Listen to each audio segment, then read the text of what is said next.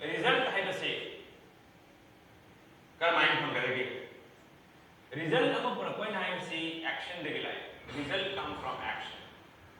aikoina any exam ma magi phangai ba mark si any tournament amada aina phangai by achievement si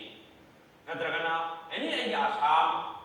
laire adigi result si phangkada sai na madagi action dawragane madu phangna ba activity du dawragana aduna aikoina samjalaga result amase come from action action si krai debu lai nai taragadi action sai mental program aina tawge na khanbado adigi matungina ai action si lakane ai krai numa yoge na haibase yoge na khallaba matungda ai satore ne ko satlakanda mafun bi yodore ne adi action si ai mental programming ai khanbado gi lakane aduga mental programming si krai di lai na haibane association ai loina ide aduna ai ko ne yam tinna ai le result ma phangge ai taragadi ai ko ne association si ekadam ne ngasi ai na tolom si lupa lakam phangninge na hayadi ai lupa lising tara kun jaw mi ge tinna taragadi ai lupa lakam mi tolom si kedam to phangbe ya ai na lak phangning taragadi lak phangba mi ge tinna ta ne aduga lak phangba mi ge tinna radi lak phangi ba ma gi thought process tu ai wona chang ani adugi thought process tu di matungina ai action tawradi adugi action di matungina in result adu lakane sumai tawdana ai na ngasi tinna riba ai na mobile ge tinna riba mobile lai na karam makhal gi me enoga loine karam makhal gi social media ga loine karam music ga loine ai di matungina ai wona madu thought process sang kani madu matungina action tawni adu matungina ai result pa aduna ai ko ngasi ye gadam si ai na pami ba result duga aduga mapa chana ba ai gi associate tawgada ai gi loine ai na pariba lai ai gi loine riba ai gi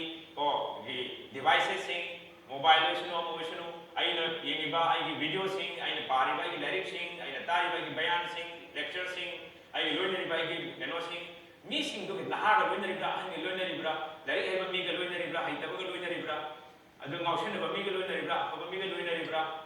namaso ba mi ga loine riba so da mi ga loine riba loine madu matungina ai wona madu thought process ta changakani adu gi matungina ai action ta woni madu matungina result phangani aduna isin lausi aikoina ai nai girdi aikoi ngasi manipurda yamna chawkhat mo puraken hai taragadi manipurda leina su aikoina achau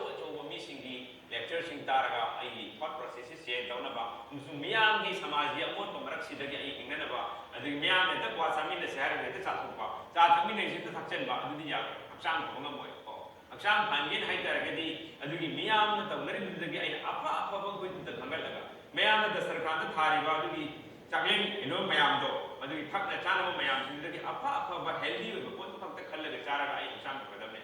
sumai tawduna mayam na tawre mayam na chatnai haina adu gi chatnari ba phidon sing chatnari ba samkak sing chatnari ba wangam sangam sing adu mai tawraga ai koi ta hobu oi biya